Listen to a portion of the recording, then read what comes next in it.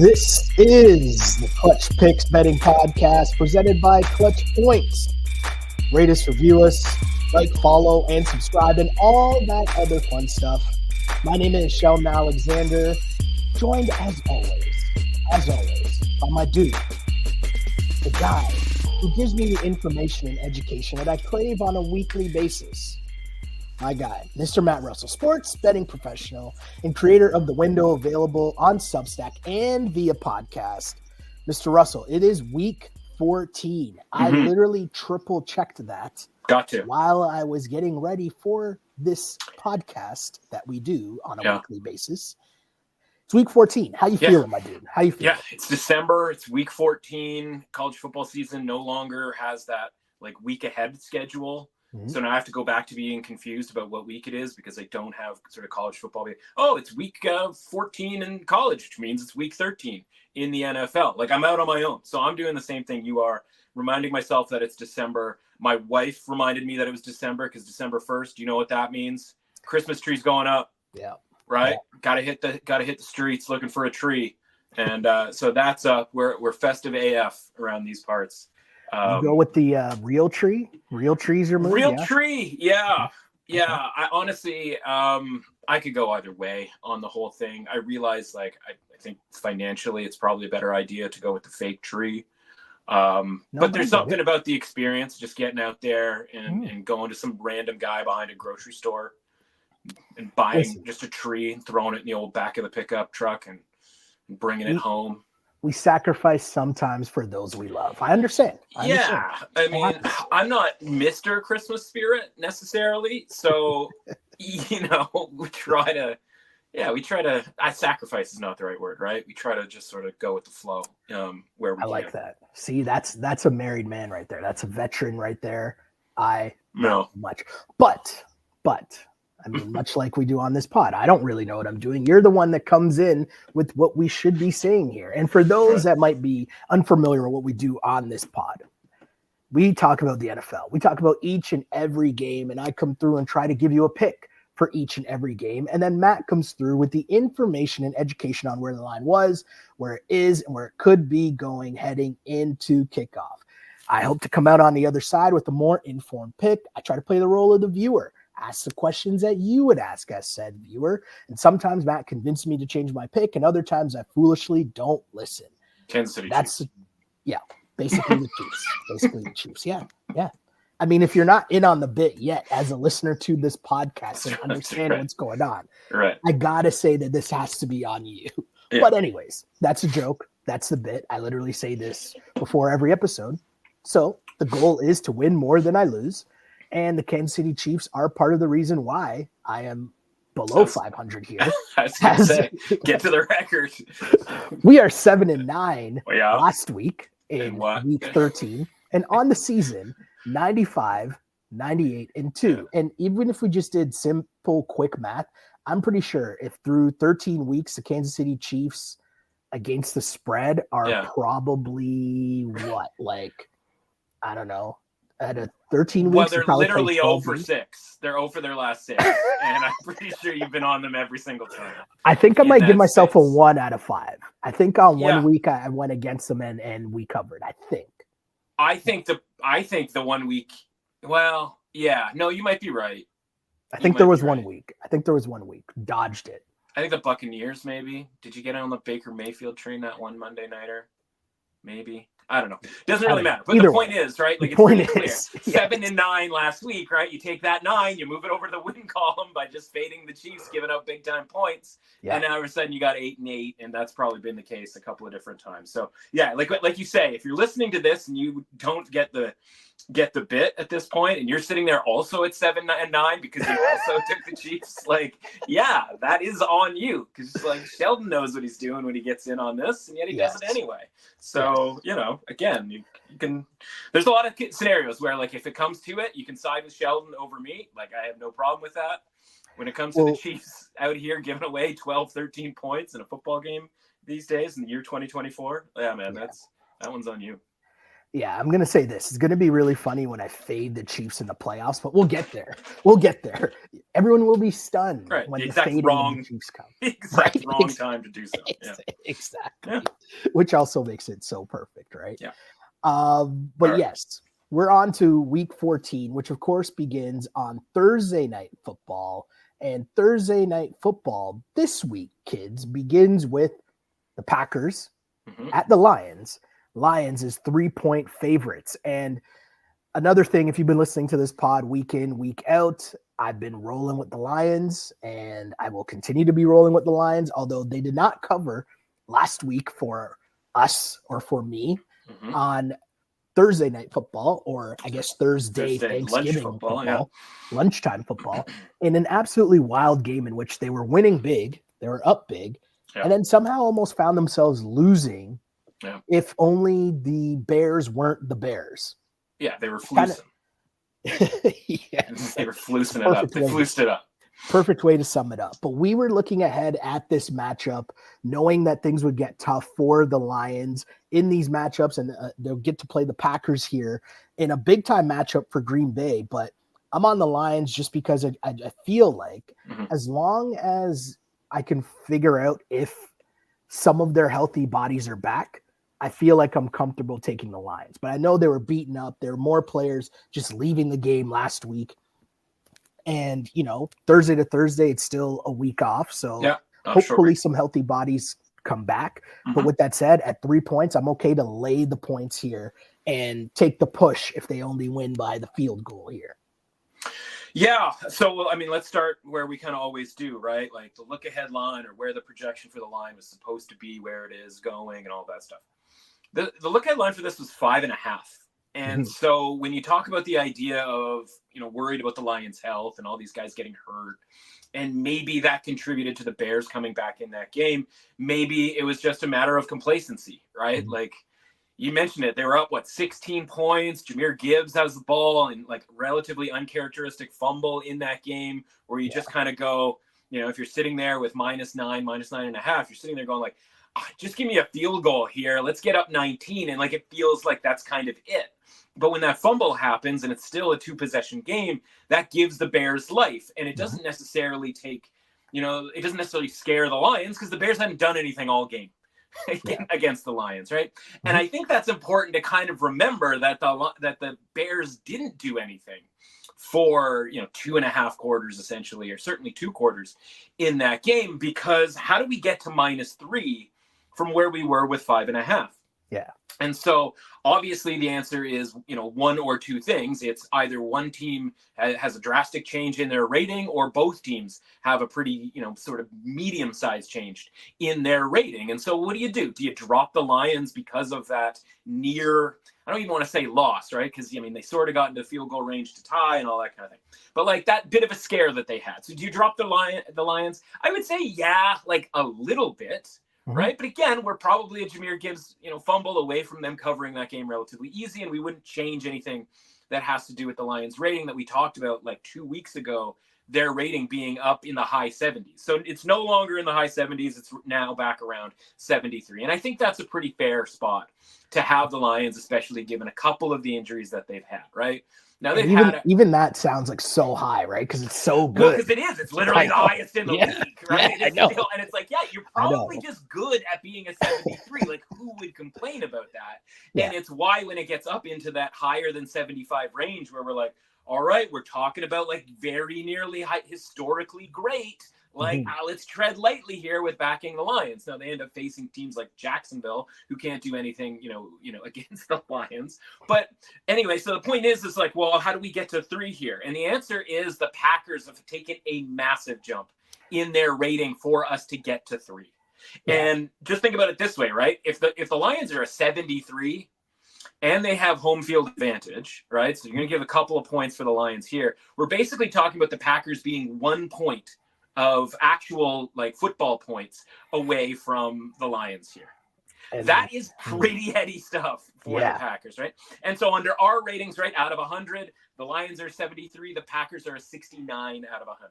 So while that's nice for Green Bay, it's also a little high based on the fact that they beat the Dolphins last week. And so you and I talk about the idea of changing a team's rating based off of like what they did in the last week or the last few weeks, et cetera, and not to penalize a team when we don't think that they're going to play well and they don't play well, but also by not getting too crazy about a team doing what they're supposed to do. Right? It's the old Chris Rock thing, right? You shouldn't get credit for doing what you're supposed to do. And the Packers were supposed to beat the Dolphins last week relatively easily. It's a home game, cold weather. And I know a lot of people in the betting market talk themselves into it not being that big of a deal for the Dolphins to come into the cold. As if we didn't see what happened last time against the Chiefs, right? It's like, oh, it's not that big of a deal after all. It's like, yeah, no, you know what? The head coach is sitting there shivering, and now the team is mad that the head coach is out there shivering. They're packing like all kinds, it was like 20 billion, tons of equipment to deal with the weather. Meanwhile, the Packers are like, yeah, man, like we deal with this all the time. And so the Packers do what they're supposed to do, and they get this huge bump. Like we've been talking about the Packers, like 57, maybe into the 60s, and kind of hoping for them to show that they are this kind of contending team. Yeah. I want the Packers to be a contending team, right? I've got Packers futures and, potential like Super Bowl, et cetera, et cetera. We're trained to when a team hits their absolute like peak of the market to back away from that. And it'd be one thing if they were playing like, oh, I don't know, the Jags, for example, and you can kind of just show up in most cases and beat a team relatively easily. Mm-hmm. That's not what the Lions are, right? No, so it's like you're going to bet on the Packers, and it doesn't mean the Packers can't win the game, right? Because honestly, if this line was 5.5 or 6, I'd be interested in the Packers, right? I think the Packers can play with the Lions. But from a value perspective, obviously there's a pretty significant difference between 5.5 and a money line, close to plus 200 versus, as you mentioned, right? This is available for -3, -118 over at DraftKings and an associated money line where you're just like, I can't bet that even if I wanted to, right? Like it is just not disciplined for me to bet that. Yeah. And so, like if I have to, I'm going to take the Lions at that -3 number because I think this is sort of a close game. And the other thing that's worth mentioning, right? You mentioned the idea of like the Lions being hurt. It looks like Carlton Davis is off of the injury list. That's a really big one, right? Whereas the other ones for the Lions are kind of depth at linebacker. And that's going to be somewhat problematic, but it's also a position of not that much importance relative to, defensive line or cornerback on the defense. The other thing is the Packers have 3 guys with Q's next to their name on the offensive line for this Thursday. So like maybe they all play, but are they all in perfect health? Are they all definitely going to make it through the game? So it's something that I think more people are talking about the Lions injury issues because it comes off of a game where they let the Bears kind of come back in that game. Whereas the Packers, there's nothing to really complain about, right? You're sitting there going, oh, they just beat up on the Dolphins. They won that game relatively easily. I'm a little bit concerned about the fact that the Dolphins are still like moving the ball late in that game, right? Like that should have been a game that ended, 30-10, and it just kind of, wasn't that, right? You kind of had to drag Tua and company off the field because they were still getting yardage late into that game. And so I just look at it and I go, I realized like the Packers are the underdog here. They won this game on Thanksgiving last year. I think they might be a better indoor team than an outdoor team. We've talked about this before where I think the Lions prefer to play outdoors. They just happen to have a building that has a roof on it, right? Yeah. And so, there would be a lot of reason to like the Packers at that number. And I can sort of see why it went from 5.5 to 3.5 super quick. And people were still like, well, give me the hook on that. But it just, the value is dead right now on the Packers. And that's what the indication is with regards to their rating. It is far too high. I shouldn't even say far too high because it might be fair. It's just way higher than it has been all season long. And so that's why we keep market ratings and sort of an understanding of where these teams sort of sit so that we know, independent of the point spread, because they're the underdog, right? You are going to feel like you're getting a deal with the Packers when in reality, you are not getting a deal here with the Packers, right? You are paying the highest price to take the Packers in this game. And that's just kind of a scary thing here for a team that I think still has some holes in it that admittedly, like I would like to see get filled. I would like to see them play really well. I would like to see them win the game. I can't bet it at this price. Yeah, that's a super tough one and a great reminder, right? Like I think the biggest thing that stands out to me to emphasize what you just said was understanding the market values and why we pay attention to what the value is of each team. Because in these things, it's so easy to get caught up in what happened last week. what we all saw and watched because it's Thanksgiving and everyone's at home watching both of those games and be jaded and be swayed by that. Yeah, and one thing that's of note, right? Because the other thing that we have to sort of compare this to and figure out what these teams are actually being rated as are the look-ahead lines, right? So Tuesday, the look-ahead lines that we talk about, next week we'll talk about the look-ahead lines for this week, and this week we're talking about the look-ahead lines for last week. The Packers go to Seattle next week. What do you think the line is for that game? What do you think the line should be for that game? They're going at Seattle. Seattle, I'm going to give Seattle minus like 2.5. It's Green Bay minus 3. Right. And that look alone. For those of you listening, you cannot believe the look Shell just gave me. Okay. The full on what?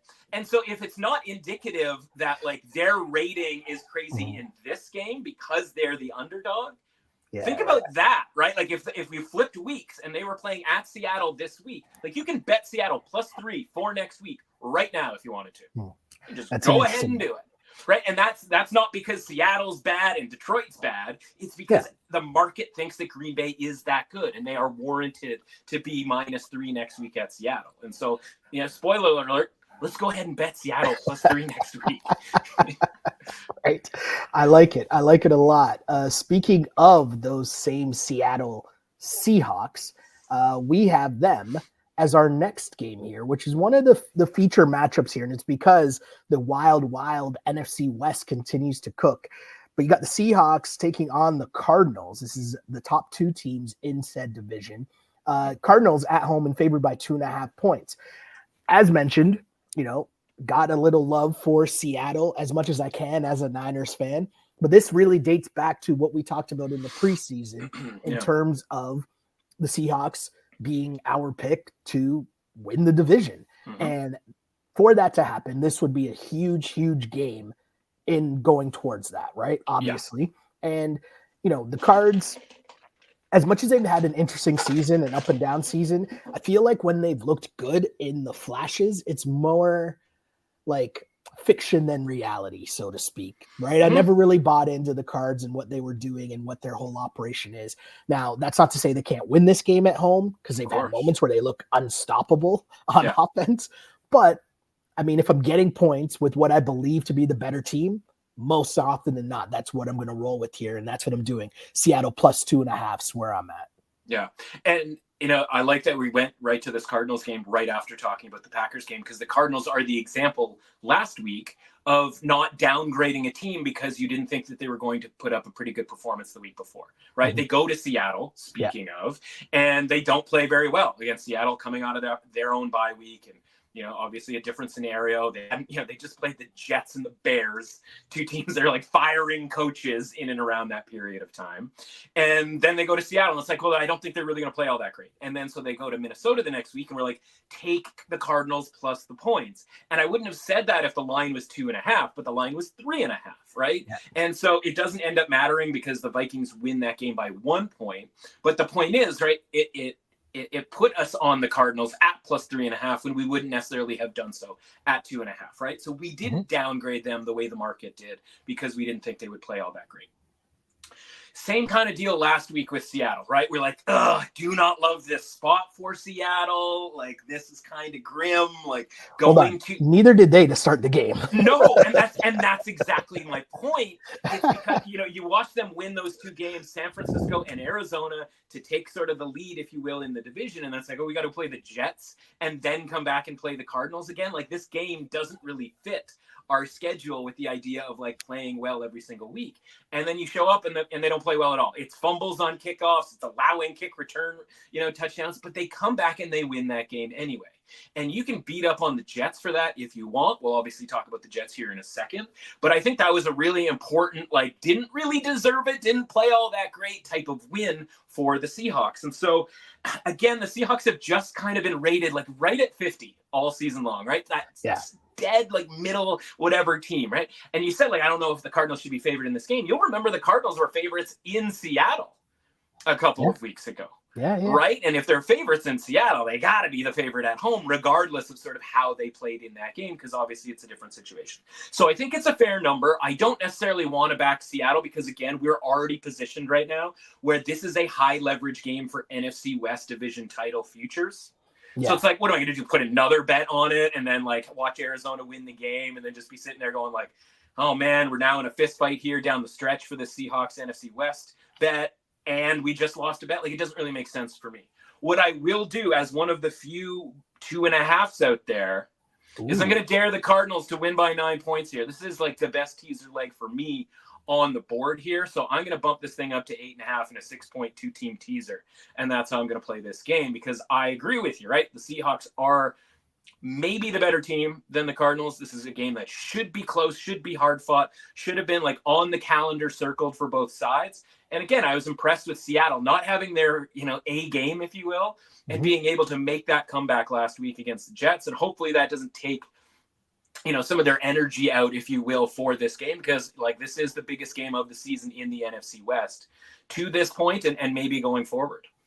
Yeah, definitely a massive, massive game with the reality of it is the Cards could win and the Seahawks could still win the division, obviously. Yeah, for sure. But they could also put a death blow to the Cards' hopes of winning the division with the win. So super interesting stuff there for sure. And yeah, I like Seattle just like you do, or at least you're lean that way. Yeah. We'll take that. We're already committed to Seattle. I don't need any more Seattle other than just to tease this thing up. And, and again, like the bet is for them to keep it within, 8 points, one score. Yeah. The ideal is that they win this game outright. Totally gotcha. We move it to the Falcons at the Vikings, or the Kirk Cousins Bowl. Vikings at home and favored by 5.5 points. I normally, as I've gone along this season, it's been tough for me to lay points at a high number with teams not named the Chiefs, which do with that info as you will. I'm joking. That's right. Which is the funniest part. For sure. But the Vikings laying 5.5 points here. This is more just based on what we've seen from Kirk Cousins lately. And I just think, he's really struggled. He's not looking good in the pocket at all. Yeah. And now you're asking him to go in against the Vikings defense that, for the majority of the year has looked really, really good. And he's probably going to be a little hyped up to try to show them something, but I don't know if that's good.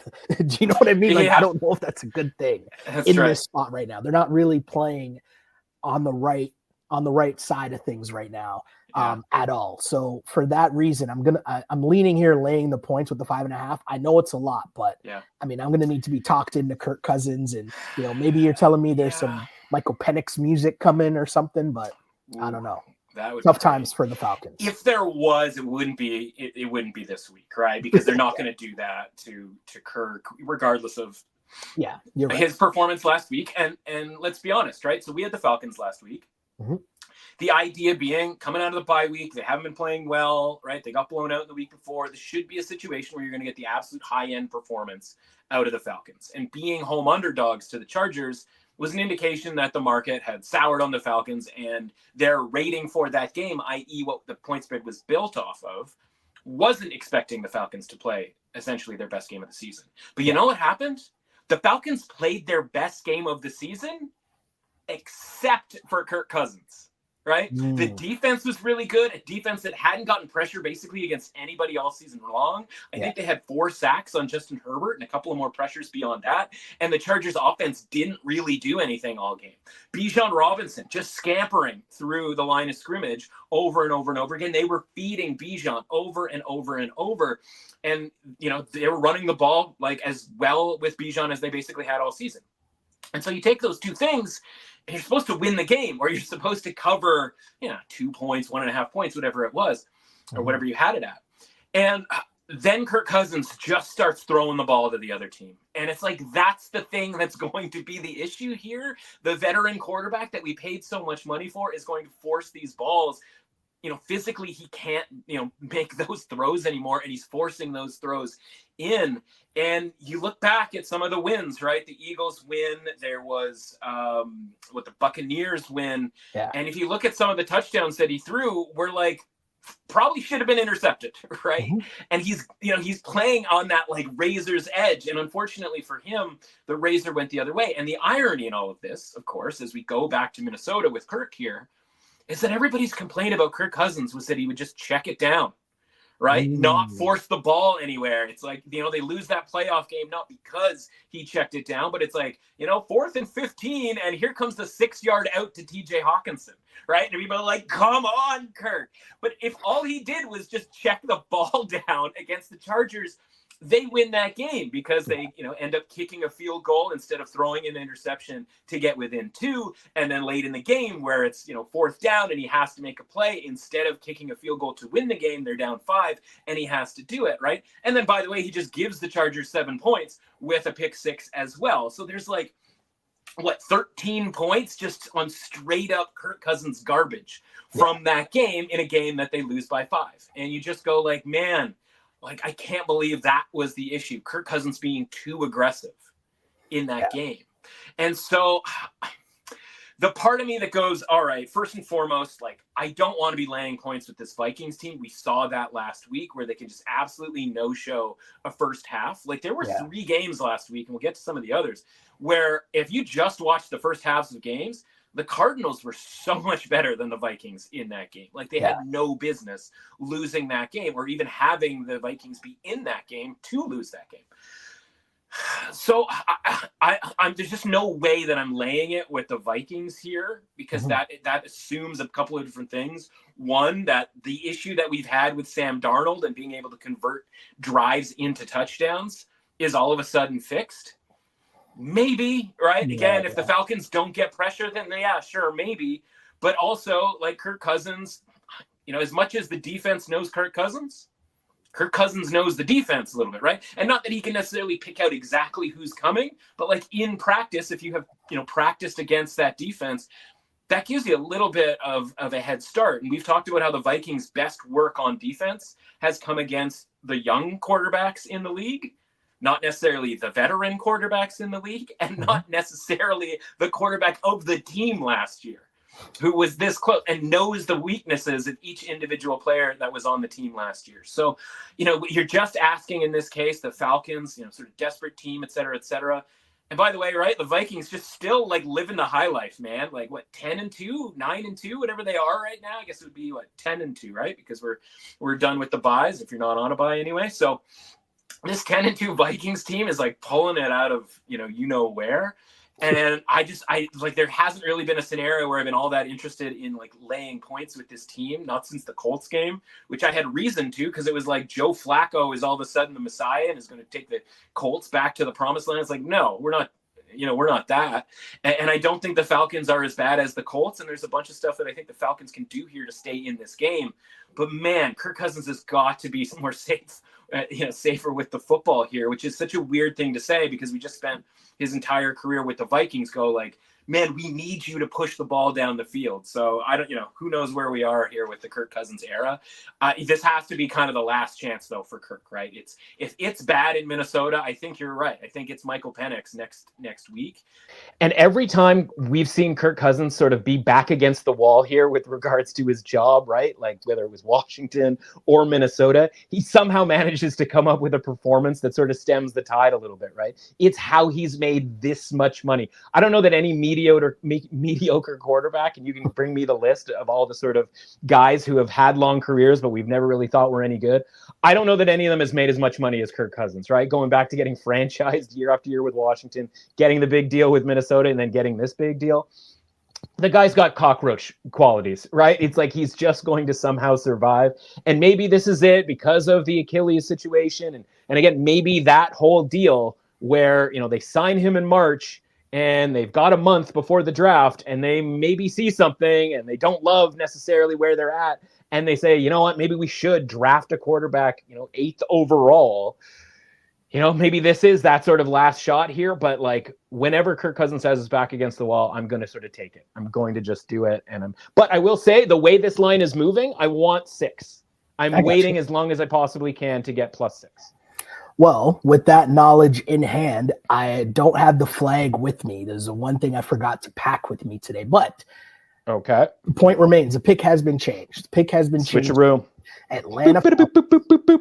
And pick change to the Atlanta Falcons is I like taking teams on sort of like a last stand. Do you know what I mean? Like this is like Cousins. Yeah. You need this, bro. You need this. And if the whole team stunk last week, right? And it was just like, who are these guys? And like coaches lost the room and like all of that stuff where you need a collective to play better, then I would be out, right? But this is a team that's still in first place, right? And it was literally everybody playing well except for the quarterback. And if they have belief in Cousins, the way that sort of was built on week 2, 3, 4, and whatnot, then they're still going to be playing hard and think that they can win this game, whether it's for him or for them and their playoff chances, right? Like, they played well enough to win that game last week. He did not. I think he plays at least well enough so that he doesn't screw it up for everybody else. And I think that means at least a close game with maybe the Falcons pulling off an upset that the Vikings have been dodging, right? That's what we mean when they talk about like 10-2. How did we get here? Like the Vikings have been dodging that third loss all season long, and it's coming here eventually. Maybe it's this week because this line is obviously inflated off of just the concept of maybe it's over for Kirk Cousins. And again, maybe it is, but we'll take our chances with one more week. One more week of Kirko chains. Let's go. I moved this game up the rankings here just because I want to talk about the Buffalo Bills and the run the Buffalo Bills are on right now, which included obviously a big time win over my San Francisco 49ers last week. And now they stay in the NFC West to take on the Rams. Bills, 5-point road favorites. I like the Rams here at +5. And this is more because I think last week, right? There's so much going on in that Bills game with the weather and the fans and, you know, obviously Josh Allen, and he just got engaged and they're coming out the bye week. They're feeling good. He's flexing. He's catching passes. He's throwing passes. He's doing a little bit of everything. But I really think more of that game was about the San Francisco 49ers just being cooked, more so than it was telling me that the Buffalo Bills are the world beaters that we're being told that they are right now. Now, obviously, that answer won't be given to us until the playoffs. But when I look at this line at 5 points on the road, I got to be convinced that team that you're playing is really trash. And I just don't think that's the Rams. I don't think the Rams are that trash. I don't think that, you know, the Bills can maintain this sort of like high level that they're rolling on. And I just like what the Rams have been able to do in terms of moving the ball and consistently being in games for the most part, right? Like they're finding ways to do it. Matthew Stafford is finding ways to put points on the board as long as Puka Nacua and Cooper Kupp are there. Still have the solid running game that does enough. I'll take the 5 points with the home dog here. So I think the good news for you is I'm seeing a little bit more 4.5s. So if you wanted to grade it at -4.5, I don't think anybody would be sort of, you know, fighting you on that. I say that in part because I wish it was 5 because, or I shouldn't say it, like I would like -4.5. I'll put it this way, because I like the Bills in this game because I don't think that much of the Rams. The Rams are one of those teams last week of those 3 games that I sort of talked about, the idea of like, if you just watched the first half of these games, you didn't show the scoring plays and you didn't tell me anything else, you'd just be like, well, this Saints team has to be up by like multiple, you know, touchdowns at this point. And they just weren't, right? Like it's just field goal here, field goal there. And it's just like, again, like the Rams, to me, I think they're just constantly leaving more to be desired, even in wins, right? Where it's like, yeah, they just kind of got away with one in that game. And listen, we had the teaser leg there, so it kind of worked out perfectly where we captured the idea of, okay, like we'll dare the Rams to win by 2 scores. And they couldn't, even though the Saints gave them every opportunity to possibly, you know, take that game away. And they took the game away, but they weren't able to sort of separate as, you know, either, because they didn't really even show up for the first half of that game. And the Bills, like, I don't disagree with you with regards to the 49er thing. I just look at it and I go, I don't know how you're supposed to beat the Bills here if you're not like a superior level type of a team, because I think they can do it indoors and I think they can do it outdoors. And the Rams pass defense hasn't been it for me basically all season long. I think Josh Allen can have a big throw day, right? And that's what I mean by like they can do it both ways now with the way that they've changed their offense, where it isn't just throw it deep. it's funny because it used to be Bills indoors was what you wanted. Right, you wanted the Bills indoors because they would throw the ball 40 yards to Stephon Diggs, and they would throw it, super deep to Gabe Davis, right? Whereas now it's, well, we do play outdoors. We should probably throw shorter passes and have a better sort of run game and intermediate game, and they do that. But like, I think Josh Allen can still probably sling it around indoors. I don't think he's lost that capability. No. So honestly, if it was a scenario like the Lions a couple of weeks ago in their last couple of weeks, where it's like, oh man, like they're up into the high 70s. Like people are like getting crazy about the Bills. Like that's not what it is, because their rating is up, but it's up to 70. I think that's pretty fair. Second in the league.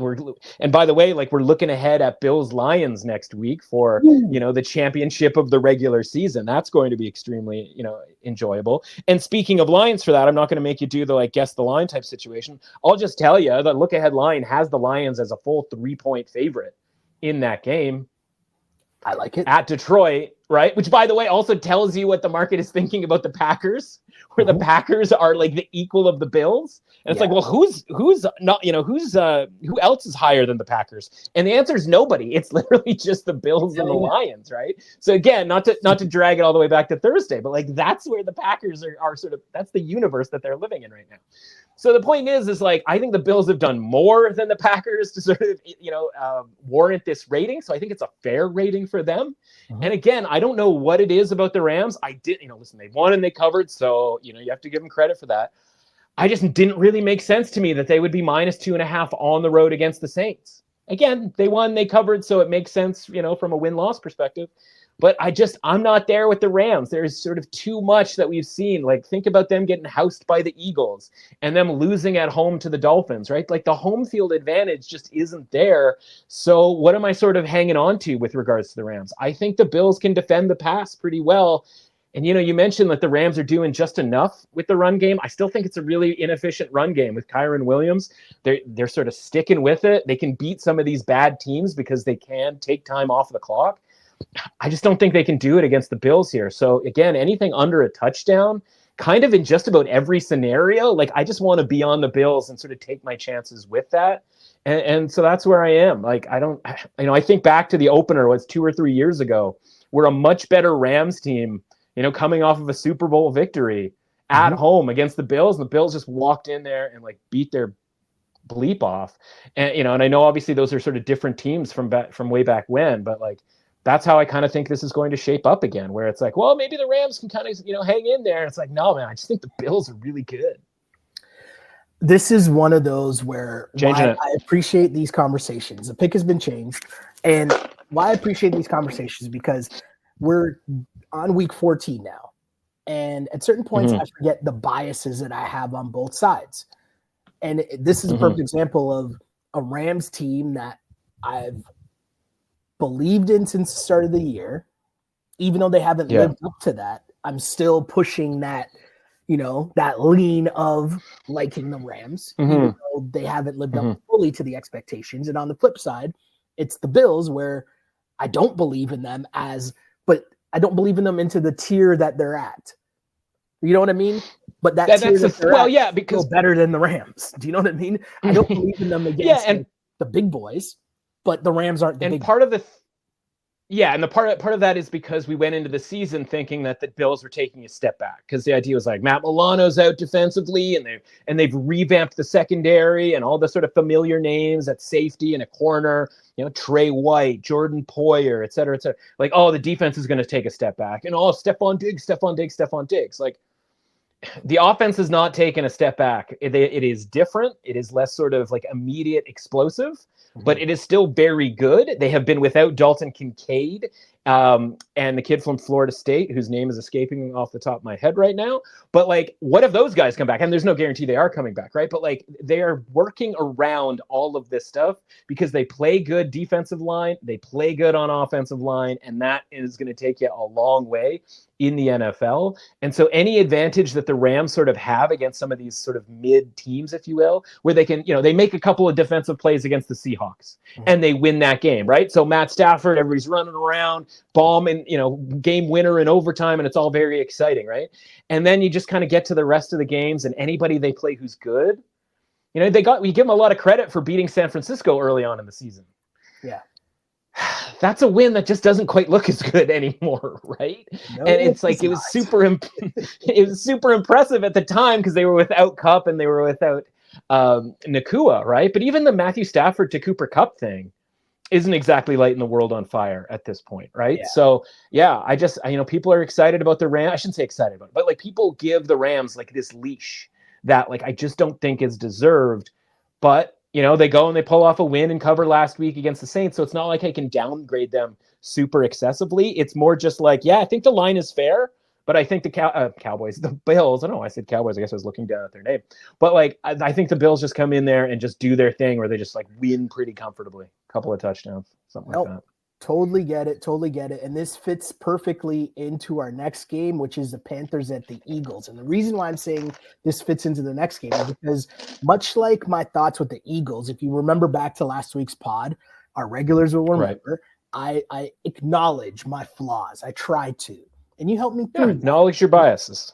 One of those things is hating on Sirianni, right? And like, it was like, I think the Eagles, you know, we're on the Eagles. We were both, you know, on the Eagles, but it was because on my end, I was saying I had to remind myself that this is about more than Sirianni and your boy, Big Dom shaking hands after the game, right? Like all the periphery stuff. All up in the videos. Yeah. In the background. He was there again, right? But it's like, I use that example to compare it to the Bills and what we just talked about, in which I need to remind myself of my biases and what those are, especially at week 14 of the season. The Bills are just good. The Eagles are just good. Yeah. So as I flip to the Bills and now I go to this Eagles game, the Eagles are 12-point favorites at home to the Panthers. And listen, I'm going classic Panthers plus 12 just because double-digit spreads. Start on taking the points, and then need to be talked out of it. Yeah. Bryce Young's looking a little spicy these days, but the Eagles are balling, right? The Eagles are balling time. So this is a tough one. I don't know if I can lay 12 points with the Eagles. I think they're really good. I think they're doing their thing, but it's more so these games are close, and then Saquon just breaks one, and then that gives them the lead or extends their lead. But still, 12 points is too much for me.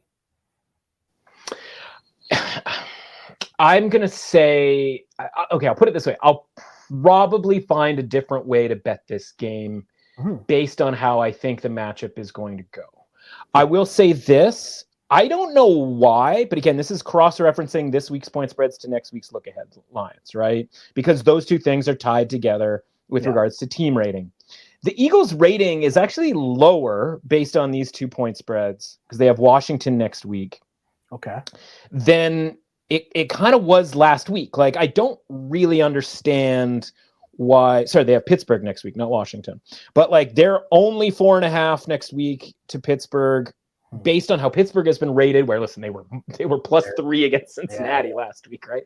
Like, obviously the Steelers are probably underrated. Like, you know, we're there, right? Like we've been paying attention all season long, right? Nobody can believe the Steelers have the record they have. So all of that is, you know, is to say that like I don't think this is an inflated line at -12. Okay. You know what I mean? And yes, like Carolina, like they have gotten better. I don't think that their rating has gone particularly high. No. So there's like put it this way, like the Eagles right now, I think are kind of rated around like a low to mid 60s, when if you told me they were right there with the Bills or the Packers, who have all of a sudden gotten a high 60 step rating, right? I think the Eagles are kind of being underrated right now. But again, part of that is the moving pieces that is the Steelers rating, because that's who they're, you know, going against next week. And also, I don't know where we're supposed to rate the Carolina Panthers. And I think that's the big issue for me. Yeah. Because obviously they should have beat the Buccaneers last week, right? And they had obviously, you know, right there with the Chiefs the week before that, and they win a couple of games before that. So it's like enthusiasm for the Panthers is well warranted. But the problem with the Panthers has not changed. They cannot stop the run. Your man Bucky Irving was out there, like they had to hose that guy down by the end of the game, right? It was just like he was a horse. It's like, after a horse race where like they throw the winner in the winner's circle, but they hose them down first because it's like, this is what you get for winning a horse race. You get like a hose shower. That was basically the situation for Bucky Irving, because it was like 25 carries for 100 and whatever yards, and you just beat the Panthers whenever you do that, if you just consistently do that. And I don't know what the deal was with the Buccaneers, why that game was particularly close, because every time we have seen a team just run it on the Panthers, they just win the game and do so relatively comfortably, unless they bleep it up somewhere else, right? Saints, Buccaneers, etc. Like that. Those are the types of teams that screw it up against the Panthers. We just talked about the Bills, right? And the Bills in the trenches, their offensive line. I think you saw, if you were paying attention on Sunday, they were talking about Deion Dawkins being like 2 yards away from his left guard, and then like the league average is like 1.5 yards. So like Deion Dawkins is just like, I got this entire side of the field, guys. Like, you guys are essentially playing a 4-man offensive line kind of tight together, and I am just blocking everything in sight. The Eagles are basically 5 Deion Dawkinses at this point when it comes to their offensive line. It's just like, oh, you want me to pull? You're going to pull? You're going to come around? And it's just like a chaos ballet of offensive line play that allows these big holes for Saquon Barkley, and him with his excellent vision and speed and elusiveness to find the correct hole and then take a 10-yard gain and make it a 40-yard gain, et cetera, right? But it's the starting point is the offensive line. And so if you have the Eagles offensive line and I have the Carolina Panthers defensive line, I'm in really big trouble if you have the Eagles in this game. Right. And so, yeah, it's a lot of points, but there's also a real possibility you tune in for this game and you're like, oh, by the way, Vic Fangio has Bryce Young in an absolute like straight jacket. And you're like, I'm not even sure the Panthers can score in this game. He's got the switcheroo card out for this. Yeah. And I just like, I get why the Panthers are sort of interesting in this game. I get why you don't want to lay it with the Eagles, because it is as part of their schedule. It's, like I said, Pittsburgh next week, Washington in the sort of, if there's still anything to play for in the division, which, I think it's pretty much locked up at this point. But like, it's just this random game against the Panthers. And if it was a little bit closer than we thought, like you'd easily look at it and be like, well, Bryce Young is playing a little bit better. But like, again, it's Buccaneers. It's the Chiefs who don't sort of stretch and pull away from anybody. Whereas the Eagles are this bully that like loves stretching away and pulling away from everybody. Yeah, I mean, you got me here on the switch, and I know when you started, it might not have been your intention in terms of talking me out of it, but I'll say this. Yeah, because I started with, I don't really want to bet this game. No, like totally. From a point spread perspective, and you're like, switch. 2 things here. And one, like, as soon as you said they cannot stop the run, it's like, that's the reminder, yes. The one thing I got to give the Eagles credit for, and the one thing that I was worried about with the Eagles as the season was progressing, was would Sirianni just understand, we just got to run the ball, right? Like, we don't got to make this complicated. Yeah. I get that you want to throw the ball and make Devontae happy and make A.J. Brown happy, and I get all that, and I understand that. But if you just run the ball with Saquon behind that offensive line, there's no problems. And we know one thing that travels in the NFL is running game and defense. And the Eagles defense, much like their running game, has improved steadily week in, week out. As you mentioned it, you were all over this a couple weeks ago about it taking a while for Fangio's defense, to just settle in, figure out the pieces and get it all together. And we're seeing that.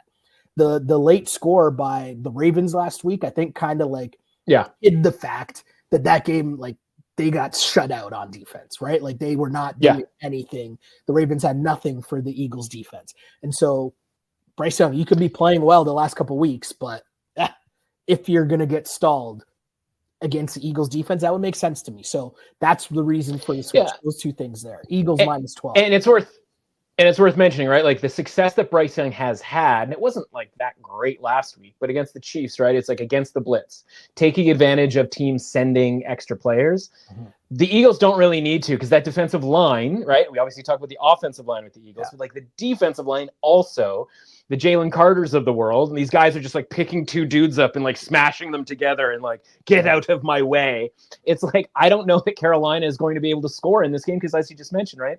Basically, the Ravens had, I mean, if you add on some kicks that Tucker missed, it's 14, 15 points. Maybe they end up sort of earning in that game before that late touchdown. And that's Lamar Jackson and Derrick Henry at home.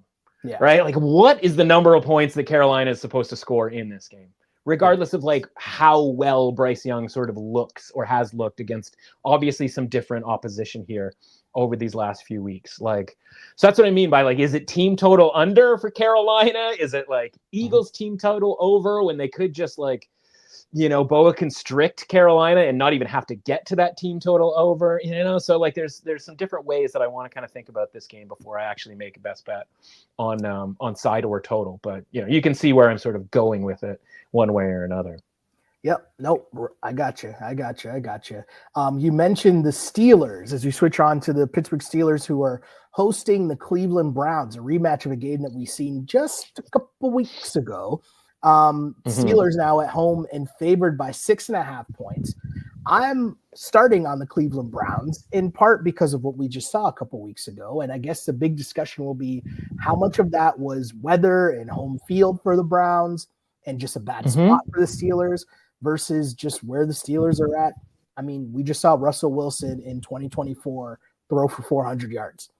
I did not think that was not on my bingo card for 2020. Right. Of all the things that happened in 2024, and there's been a lot, I don't know if I had Russ doing that. But I've got to start on the Browns and have that and open the discussion that way, just because of we just saw this matchup a couple weeks ago. And, Jameis was being Jameis, and all we've seen since is Jameis being Jameis. He was wilding on Monday night.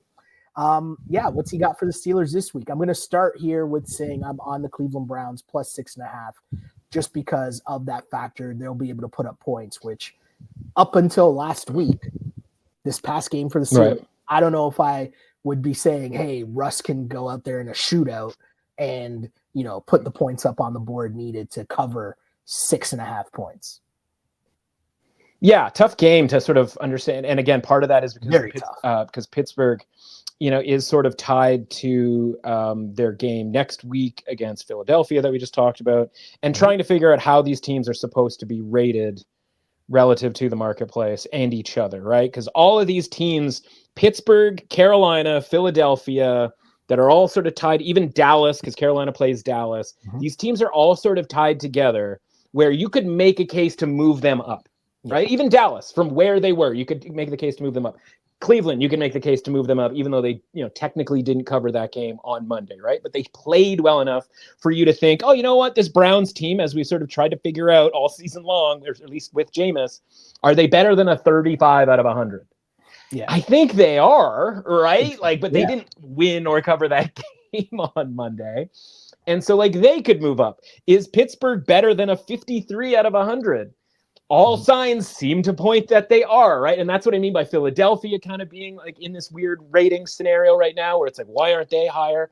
But all of that sort of ties back to the fact that Cleveland plays Kansas City next week. And the look ahead line for that game. Well, let's do it. I didn't do it the last time. Let's play the game. Kansas City on the road against Cleveland next week. Your Kansas City Chiefs. You want to be out here on the streets laying all these points. What do you think the look-ahead line for Kansas City at Cleveland is next week? The line would be Kansas City minus 4.5. It's minus 6.5. Okay. So again, right, is that like Kansas City is really highly rated? Like, why? They haven't won against the spread in like a month and a half. Yeah. So that can't be it. And then therefore that's dragging everything else down because Cleveland, it has to be because Cleveland has a super low rating. And if Cleveland has a super low rating, that means the Steelers rating has to be still relatively low to that 53 that we sort of projected that this line sort of creates, right? And so all of these are kind of dragged down by that 1 point spread. And maybe that just means that Kansas City at Cleveland next week is a bad number. And we need to just be betting on the Browns right now at plus 6.5. And that would therefore mean that's the third look ahead line that we need to get ahead of for next week, along with, Seattle, Green Bay with Seattle plus 3 at home, and then Buffalo plus 3 against Detroit, right? Like maybe this podcast is a look ahead to week 15 podcast right now, because like that's what I'm talking about with regards to like these lines. Being so, or at least these ratings creating these lines and them being somewhat confusing. So I'll put it this way. I don't, as far as this actual game is concerned, I don't want to lay 6.5 with the Steelers. Yeah. Right. Like, and I also don't really want to give, well, I shouldn't say this.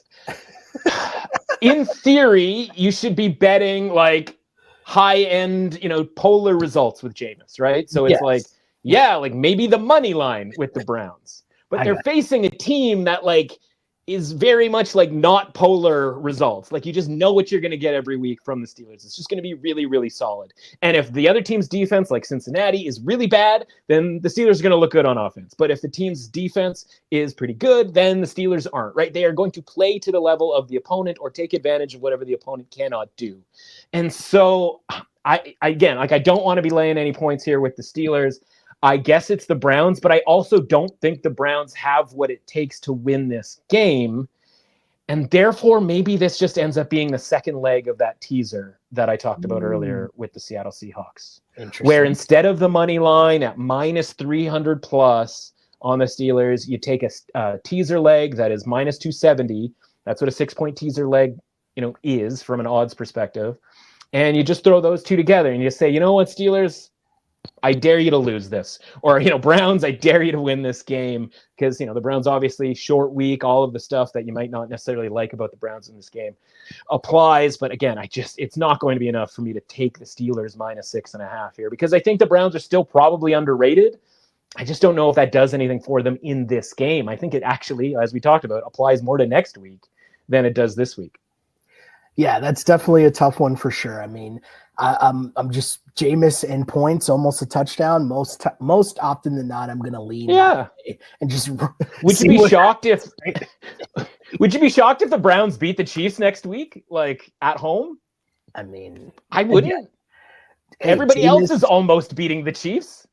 Listen, Jameis is out here on TV asking the Lord for forgiveness to free him from his pick sixes. Again, not something I had on my bingo card in 2024. But I think it's the one thing I had on my bingo card. Is Jameis just praying to stop throwing pick sixes. Because it implies that Jameis is going to throw pick sixes, which is definitely on my bingo card. I literally had the Broncos last week because of the expectation of Jameis throwing pick sixes. Like, that's in print over on the Substack.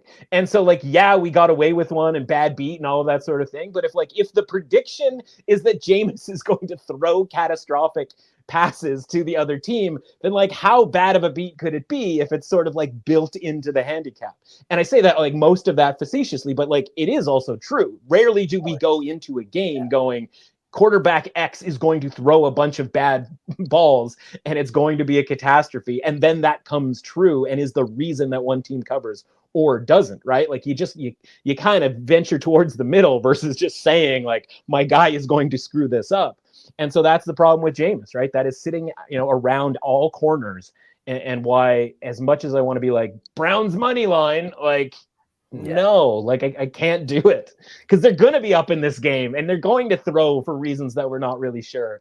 And then it's going to turn because, TJ Watt makes a play, or, Joey Porter comes up with an interception or something. Minka Fitzpatrick, you know what I mean? All the guys that make plays are going to make plays, right? It's just, we know that going in. I have no notes. That's just hilarious. Yeah. Speaking of quarterback play and who knows what's going to happen here, our next game is the Jags at the Titans. Titans at home and laying 4 points. I can't believe that I'm laying the 4 points with the Tennessee Titans at home here, but my question is more about the Jags, who, I'm guessing we've seen the last of Trevor Lawrence this season.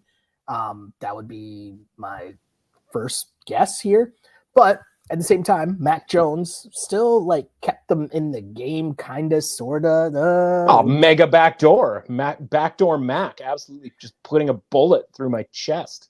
So this is more so on the Titans, and hoping that the Titans defense can do a little more of what we've seen for the most part the last couple weeks, where they played a little bit better. But also, I just think in a battle of the bad teams here, I just think the Titans are the better bad team.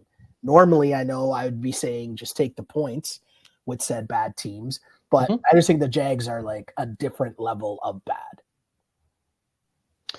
Yeah, I think that's fair. I will say that I think more prominent is minus 3.5 So I think you can just tweak that to right -3.5 on the Titans.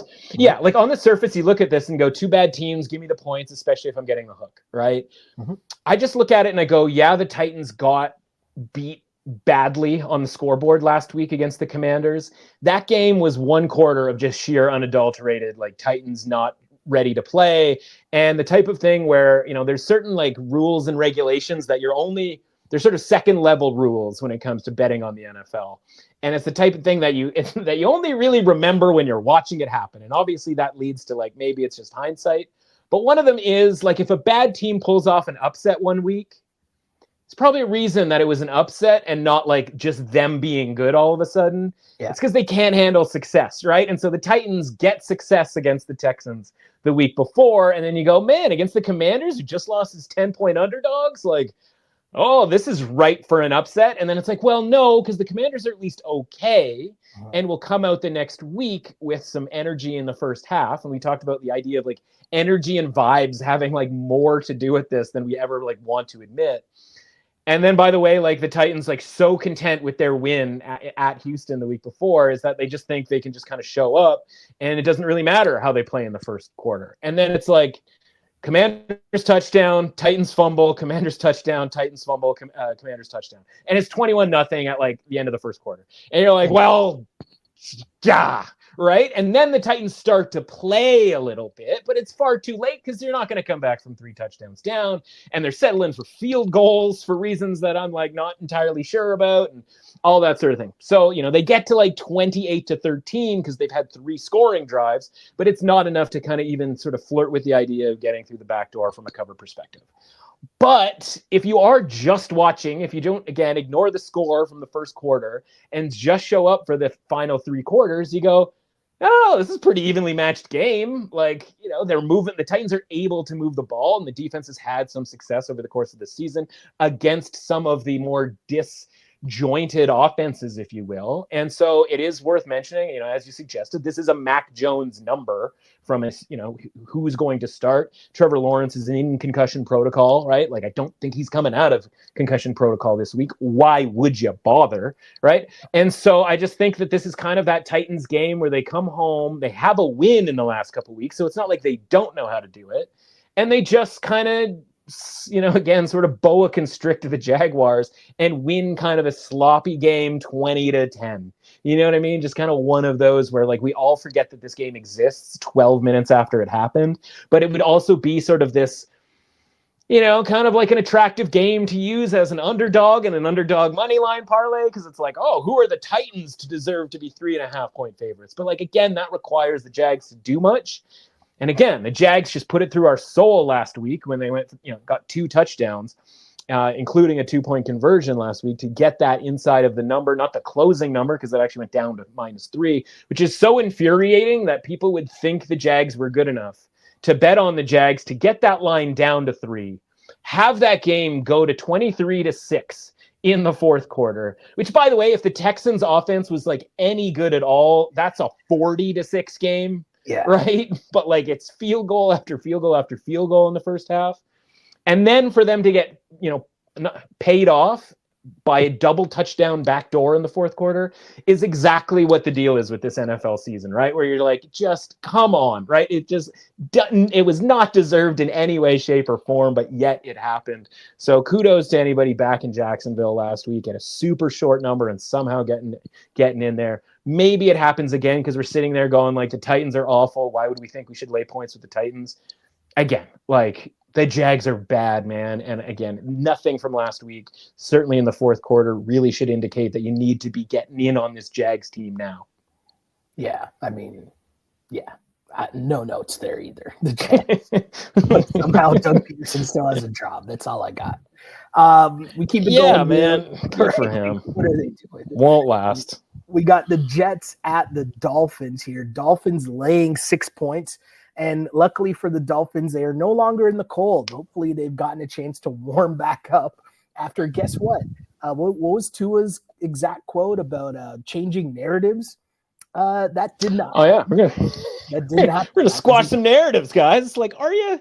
Or wasn't it? Or are you going to accentuate them? No. as they froze and lost on the frozen tundra of Lambeau Field on Thanksgiving night. And now they're back at home in 6-point favorites against Aaron Rodgers and the Jets, who looked really good for like a quarter. And then, yeah. That's a spirit. Well, and now Aaron Rodgers has a documentary coming out on Netflix. Amazing. Good Lord.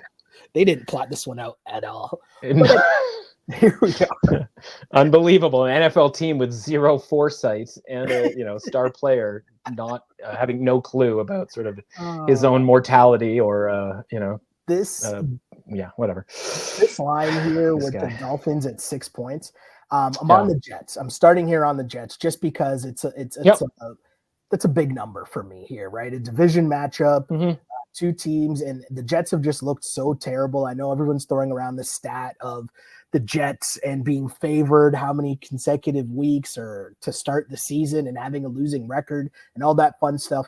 That means nothing because we're looking at a 6-point dog here to this team that I feel has just been overrated. And we've been seeing the smoke and mirrors for a couple weeks here, even though they put up some wins before the Green Bay game. Either way, I'm on the Jets here, +6.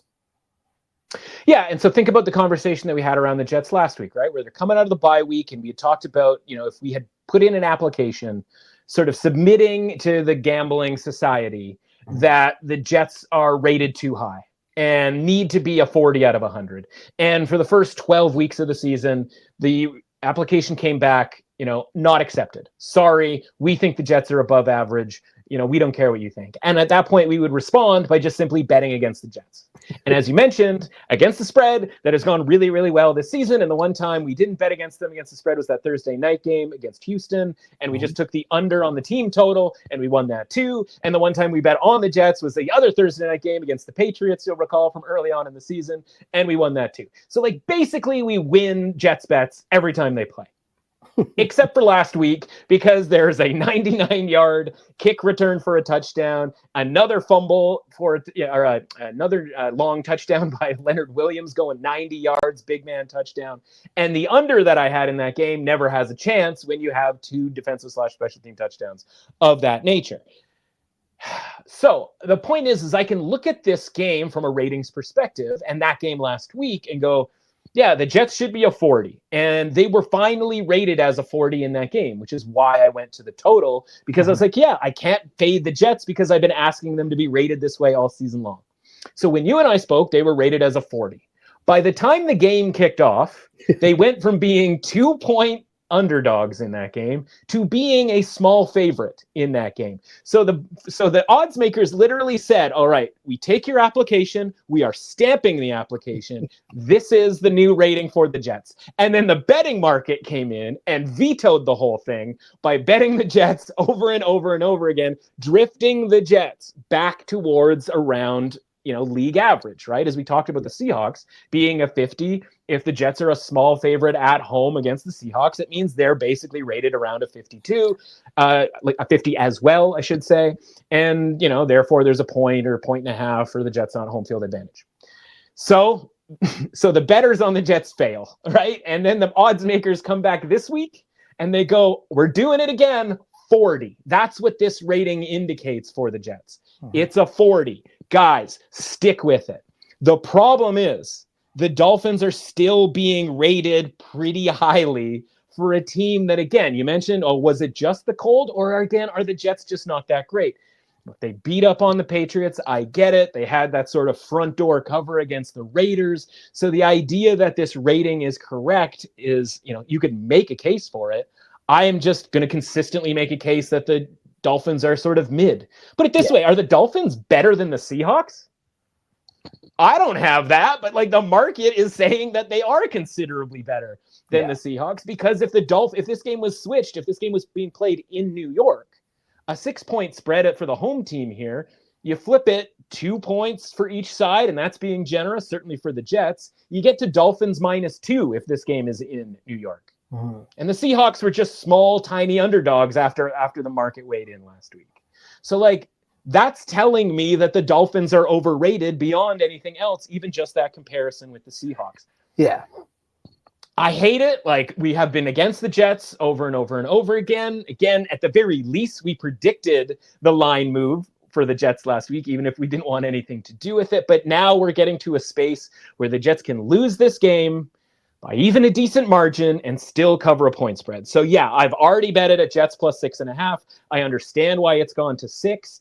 If it starts going like a ton further, let's say essentially put it this way. If the number or if the rating for the Jets gets back to where it was by the end of last week, like if the same sort of Groundhog Day thing kind of happens over and over and over again, this line would be Dolphins -4.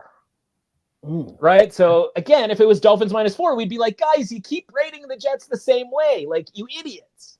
But it's not. It's 6. Yeah. So, like, there's a couple of points of value just based off of where the Jets have been rated. And I think they're fairly rated now. And so really this is more about the Dolphins being overrated still and kind of having to grin and bear it and back the Jets here to keep this game close. And by the way, a game that the Jets they could win it outright if they just stop screwing stuff up. Right? Like, for whatever it is, like, they still are making plays out there, right? It's like the whole team hasn't quit. They're just limited because their quarterback refuses to throw the ball, like, deep down the field. And as, who was it, Leonard Williams had said, he's like, Aaron Rodgers does not want to get hit. Yeah. We've been talking about that all season long. Like, that's been our jam all season long, right? So, the market sort of finally caught up on the Jets, but they haven't caught up yet on the Dolphins. Yep, I like it. I'm right there with you on the New York Jets, and maybe I'll even watch Aaron Rodgers' doc. I doubt it, but maybe. We keep it going here to the Raiders. Traveling to Tampa Bay to take on the Bucs, who are 6.5-point favorites here. And I mean, again, I don't like laying a lot of points here, but if I am going to lay points, it's going to be with the home team against a team that I think is not very good. And that tracks here with the I was about to say Oakland Raiders, but the Las Vegas Raiders here. As the Raiders are, I mean, I know they were doing their thing against the Chiefs, but we've also seen Bryce Young do their thing against the Chiefs. We saw Bo Nix do it. And I'm not putting all those teams in the same category.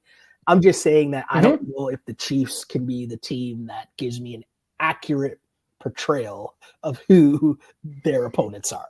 If that makes sense. You know what I'm saying? Like, I'm not buying into the Raiders more just because of what happened last week.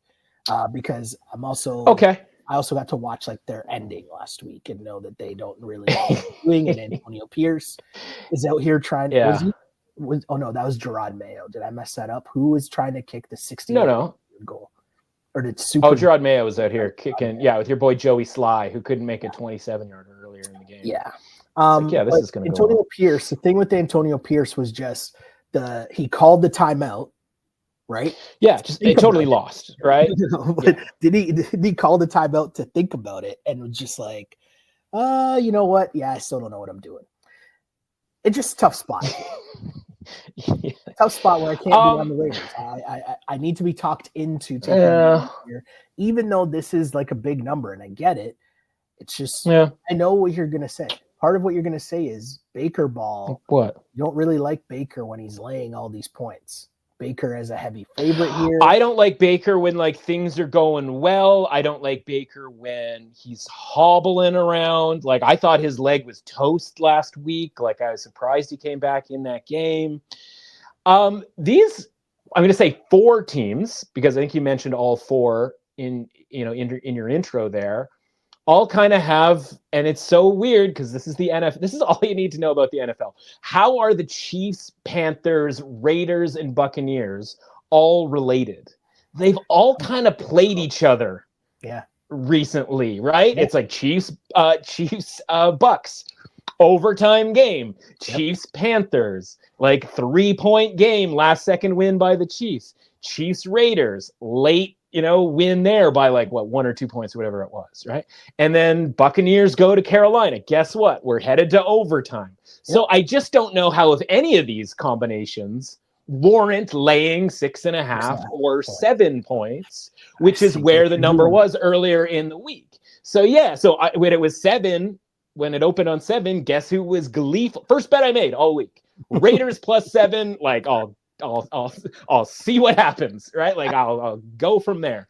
And then you look into it and you just go like, it's really weird that like Super Bowl contender, 2-time defending champion Chiefs are in the same conversation as Panthers, who like 4 weeks ago, we had them bottomed out through the basement of our rating system, and throw them all together and they all just play close games.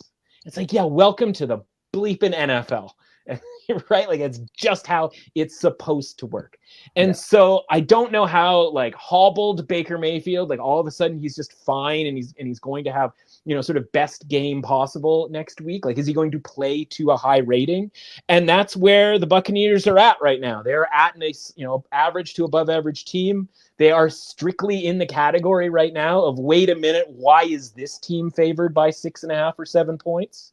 Right? Whereas the Raiders, I don't know that there's a difference between Gardner Minshew and Aiden O'Connell. Aiden O'Connell looked pretty decent against the Chiefs last week. He's getting the ball to Brock Bowers. They actually have a weapon that they haven't been able to, they haven't really had in the last couple of years, and that's inclusive of Devontae Adams, because it was debatable on how interested Devontae Adams was in playing. Jacoby Myers is out there, is like playing his absolute heart out. They've got a couple of young running backs because their running backs have been banged up. Sincere McCormick is out there, running for his life, and like they are playing a little bit. And by the way, the defense all season long has been sneaky decent, right? Like sneaky okay. And so I just go like, this is a team in the Bucs that I'm going to dare you to beat me by a touchdown. And maybe the Raiders, quote unquote, left it all on the field last week. They also have a little bit longer of a week, right? And hopefully that sort of, that game. And the one thing that Antonio Pierce, the reason he's the coach, because I sat back and I was watching this game and I'm watching Antonio Pierce and I'm just like, this dude is so lost. And like, there are 32 jobs. These are 32 head coaching jobs, and somehow Antonio Pierce has one. And I know the how, right? The team went to ownership and management and were like, we want Antonio Pierce to be the coach. So if there's one thing that Antonio Pierce is good at, it's motivating the guys and getting them to play, despite the fact it's like they just ignore what their record is. It doesn't even matter. And so like down the stretch here, the Raiders might be that team who we need to sort of be backing, because maybe their rating isn't necessarily reflective of how hard they're going to play. And when it comes to December, I'm going to need you to play hard if we're going to be backing you as an underdog. And if that's what the Raiders can do for us, then I'm kind of down with that. Because again, I think this Buccaneers team is just kind of okay. And maybe if they had been coming off a loss to Carolina, we'd be like, oh, Baker Mayfield off a loss. Like, this is where we want to be. And by the way, the point spread would be a lot lower if the Buccaneers were coming off of a loss, because they'd get kind of kicked down to like a 45 or a 44. And all of a sudden the point spread is like 4.5 in this game. Right. So I think the market is telling you, hey man, 7 was too many. Try your hand at 6.5. And that's off of a key number. So it might come back to haunt us, because, the Buccaneers might win this game by 7, or it might just be like every other game of that quadfecta. And it might just be close and like down to the wire. Yeah, no, super interesting stuff. And I remembered now what I was talking about, and it was the fact that the reason why it wasn't a bigger deal is because it didn't really affect them. But what happened was Antonio Pierce, they were at basically midfield. He thought about going for it. Then he should be going for it. Then he called timeout. Yeah. So he takes the punter off the field. So we think that they're going to go for it now. And instead, he then just misses the field goal, and Mahomes and them get the ball back. But then they gave it right back. So that's why it didn't blow into a bigger thing. It was because, the one time Mahomes didn't, just completely end it. But anyways, bottom line is tough sledding here, plus 6.5.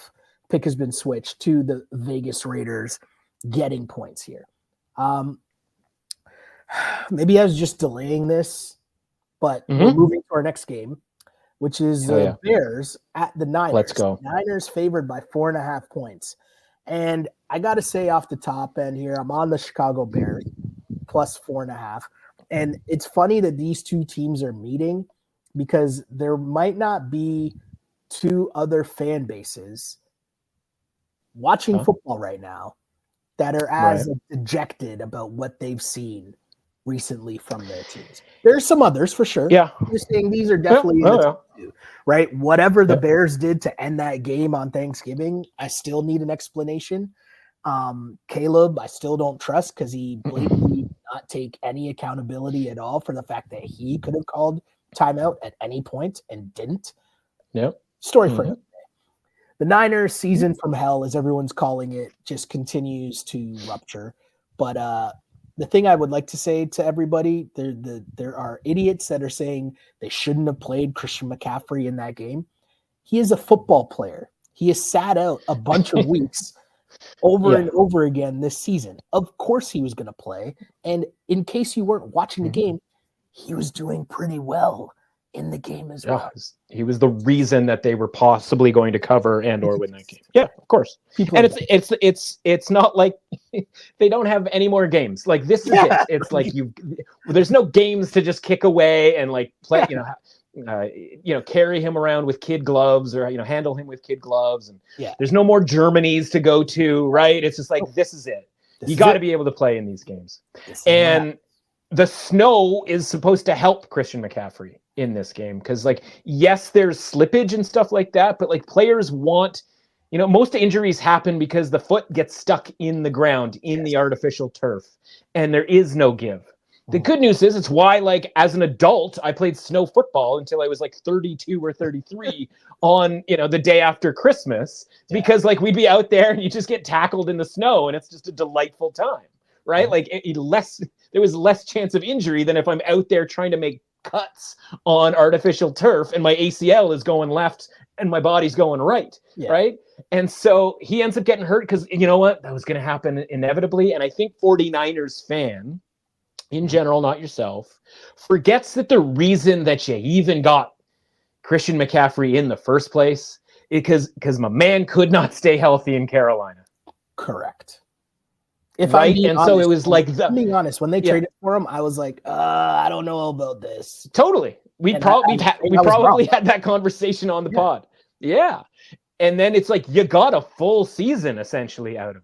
And it's like, that's kind of the best you could have probably asked for at the moment when you traded next to nothing for him. Like, that was the whole thing. Because when he's awesome, you're looking back at it going like, I can't believe we got this guy from Carolina for a 3rd round pick or like whatever it was. And then it's like, oh, we only had one good year out of Christian McCaffrey. And it's like, that's why the price was the price. Because this was an inevitability, right? And I'll also say that's why the Super Bowl loss was as depressing as it was. Because of course. That was the chance. That was the opportunity. Debo, Kittle, Brock Purdy's contract, right? All of these things, Ayuk's contract, like all of these things that were only going to apply to last season were supposed to deliver a championship. And that's why Patrick Mahomes is out here ruining souls, because like that 49ers team should be like a 1 or 2 time Super Bowl champion over the course of that window. And then of course, obviously the injury to Brock Purdy the year before against the Eagles, that jams things up as well, right? So all of that is to say is like, when you're trying to hang on to the window of opportunity, as long as you possibly can, he has to play in that game. Because the window is now closed, right? They are not going to make the playoffs here. They know that. And you want to call it the Bears side of things, the new coach bump, or whatever you want to do here. At least the Bears have been competitive against good teams. Down to the wire with the Packers, down to the wire with Minnesota, down to the wire with Detroit. Literally the rest of the division, right? And then you go, okay, what's the thing that screwed them up? Well, they keep getting flused, right? They keep flusing themselves. And then they get rid of that guy who, like, what was he doing other than just kind of being a mess out there? And it's like, I don't know that means the Bears go from losing this game to winning this game. But I think that their rating has to at least kind of, put it this way, maybe not go up, but I think it maybe could. It certainly shouldn't go down, right? Whereas the 49ers, I'm not really sure what we're supposed to make of the 49ers here, because they are very similar to the Chiefs, except for they don't win the games, right? The rating comes down.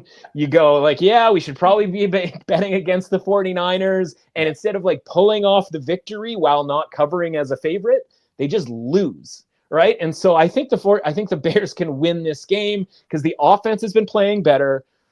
I don't know how much the head coach necessarily matters in this situation. You've got the guy calling plays that was so much better than the last guy calling plays. maybe he's also at least a little bit better at communicating how to finish a game than the last guy. How could he be worse?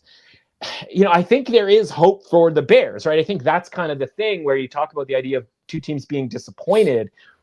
One of them just fired the coach and at least goes, all right, the future is now, or at least the future is the future. Whereas the 49ers are sitting back there just going like, it's just coffins, right? It's just like, we're all just kind of dead here. Yeah, the Niners are trying to talk themselves into like, oh no, we're not going to quit on the season. And anytime you're talking about not quitting on the season, there's a good chance you could be quitting on the season. Right. Like, why would Bosa come back? Why would Trent Williams come back? Right. Those are two guys that you could at least see playing next season. Yeah.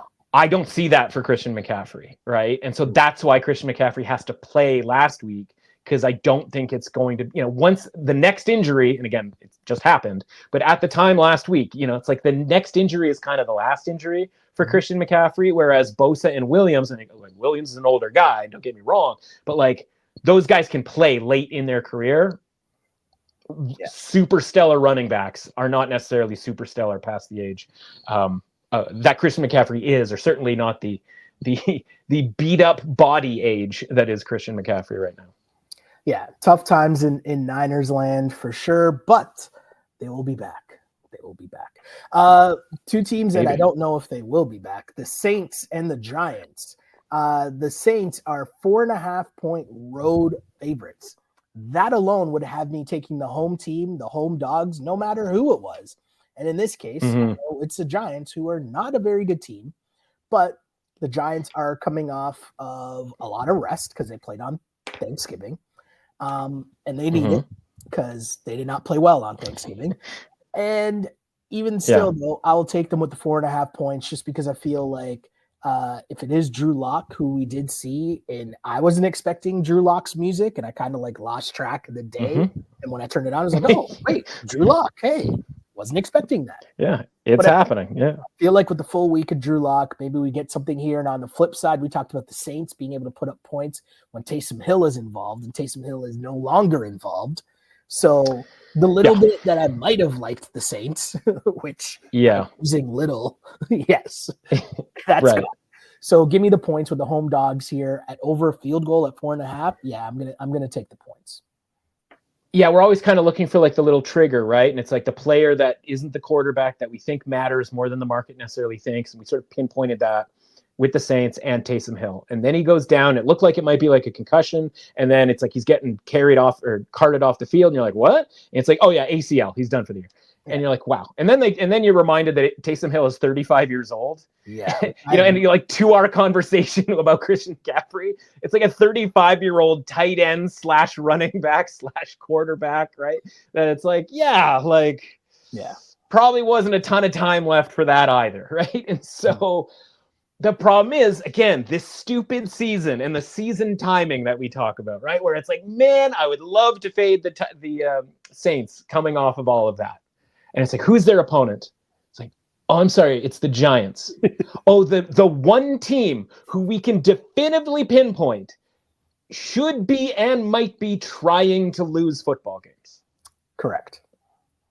And like last week, right, where it's, oh man, Cowboys are -4, like don't want anything to do with that. It's like, or the Giants are trying to lose football games, man. And like, that's why it's Drew Lock on a short week. And like Tommy DeVito has this like random injury that like no one's like being specific about, other than like, he's just kind of sore and his forearm is hurt. And it's like I was out throwing in the backyard and the next day I'm like, oh, getting old. And it's like, yeah, but you're not an NFL quarterback.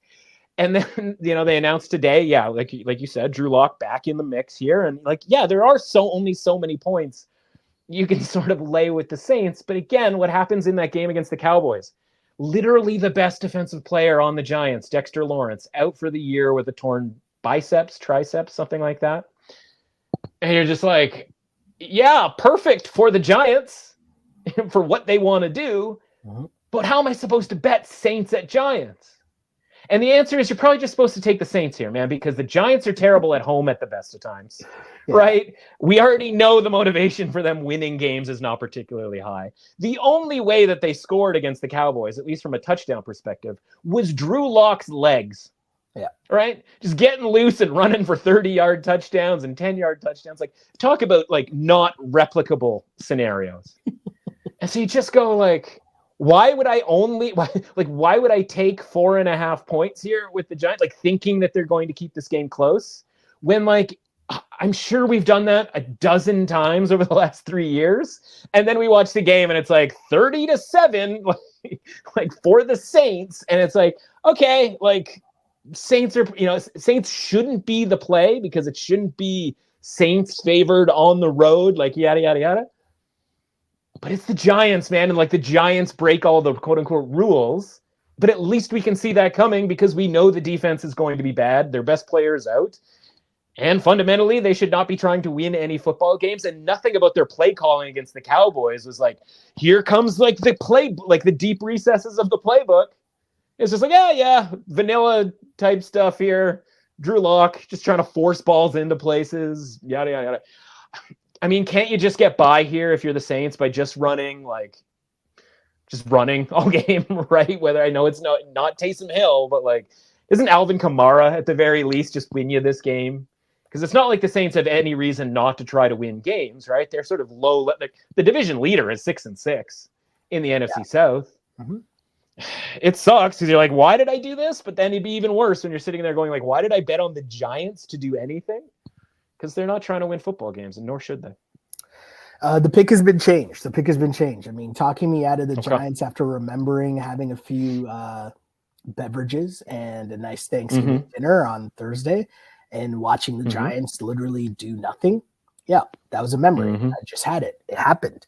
So very easy to get coming back to talk me out of that. Sunday Night Football. No. Solid matchup. Got the Chargers at the Chiefs. Chiefs laying 3.5 points. I don't need to tell you, I'm on the Chiefs laying 3.5 points. Wow. The Chiefs continue to be the Chiefs and just win.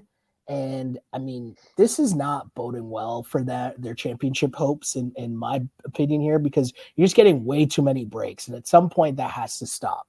The Chargers, for their sake here, I still think the Chargers, they've been having a really good season, especially for the Chargers, right? It was exactly what we talked about at the start of the year, the stability they needed that Harbaugh was going to bring.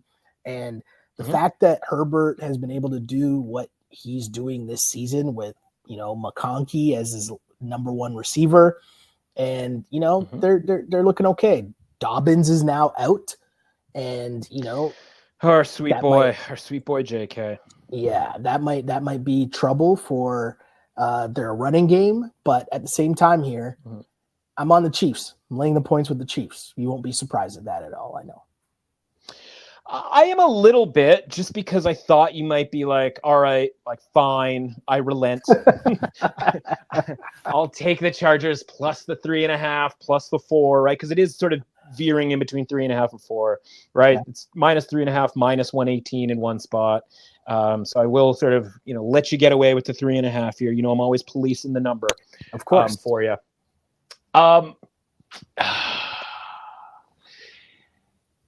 I think I agree with you. I think it's Chiefs minus 3.5 here too, because again, the rules don't apply. The rules that you have so brazenly gone against over the last few weeks of, the Chiefs laying a bunch of points don't really apply here. This is like every year it's, well, maybe the Chargers can compete with the Chiefs, and then the Chiefs just win by a touchdown. Right. And so if they were ever to, be giving you 7.5 points against the Chargers, then you'd take the Chargers. But they never are they? Right. It's always 6 at home, 3 on the road, something along those lines. We're only giving up 3.5 at home in this matchup. Right. Like, this is the lowest it's been for Chargers Chiefs. Yeah. As long as I can remember, not including like week 18 jankiness and guys not playing, et cetera, right? Obviously. So as much as I go like, yeah, I think the Chargers could win, and the Chiefs have been sort of sitting on this like bomb, like this dynamite that's ready to blow up at any given moment. Not that it's going to blow their season to smithereens or anything like that, but like they're going to lose one of these games eventually. And I think a lot of people sort of have this game kind of circled with the idea that like this is that game because the Chargers are capable of beating the Chiefs. It just feels like it's a close game that the Chargers are just not going to beat the Chiefs in. Like that your guy Spags is going to have, or let's put it this way: Ladd McConkey is not going to be running free through the secondary against Spagnola's defense. I'd like to think, right? Like if so, then we've got some issues about Spags, and we need to do like some sort of Spags intervention for you if that is the case. So I'm with you here. This isn't like this isn't a fade the Chiefs all the time podcast. No. This is a rate the Chiefs appropriately and go from there. And it's not that the Chiefs have been sort of downgraded to the point where they are a valuable bet in this game.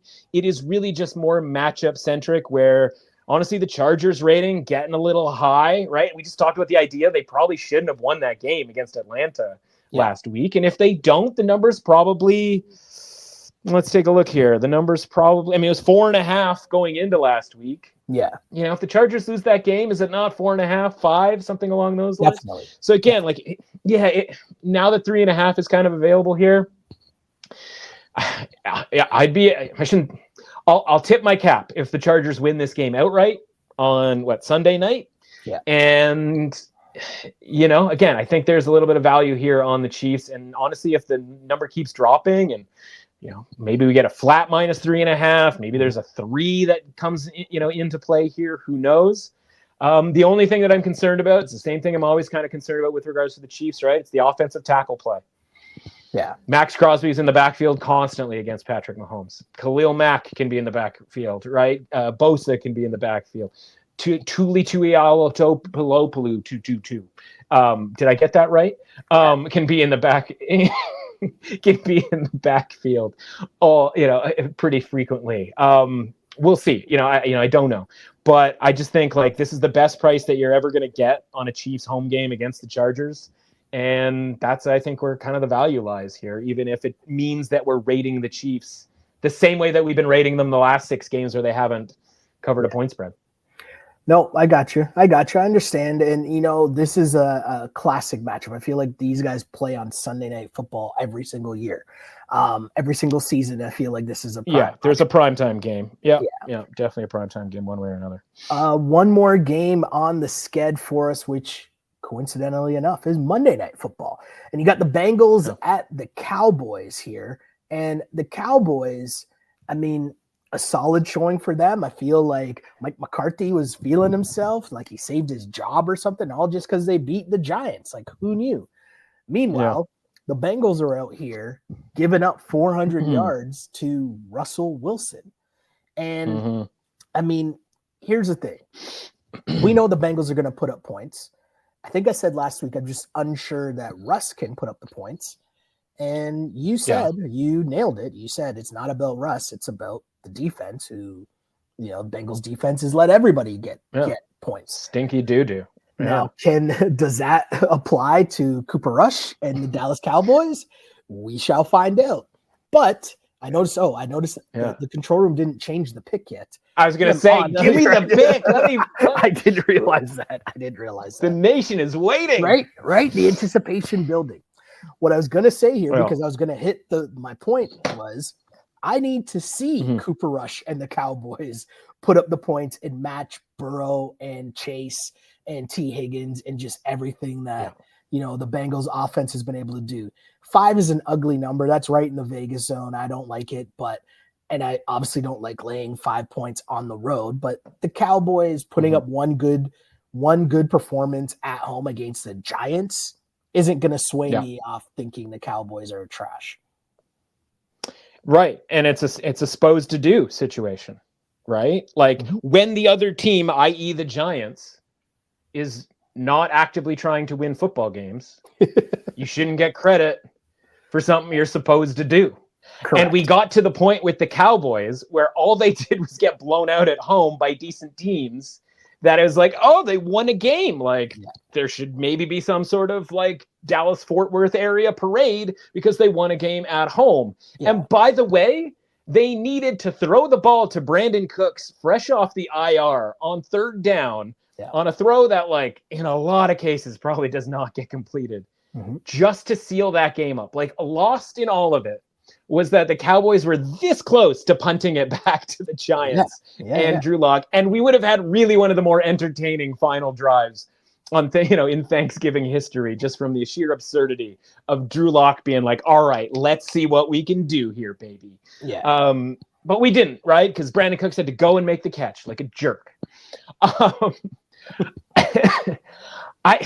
Again, Cincinnati, my problem with Cincinnati last week was like, all right, you're going to give 3 points to the team who wins all the close games. Yeah. And you're the team that doesn't win any of the close games. Correct. That does not make sense to me. Now, you're going to give points as the team that is probably much better than the Cowboys, and it probably shouldn't be a close game. Correct. Because to be honest with you, I don't have, for all of the Bengals' record and how bad things have gone, and obviously all the games that they've played with like really good teams, Chargers, Chiefs, Ravens twice, Steelers, right? Just piling up, all of them losses.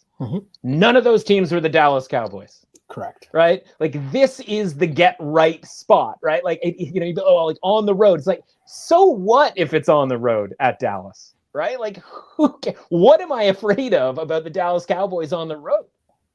Nothing, right? Nothing. So again, like, you saved some face by beating the team who might be trying to lose the games.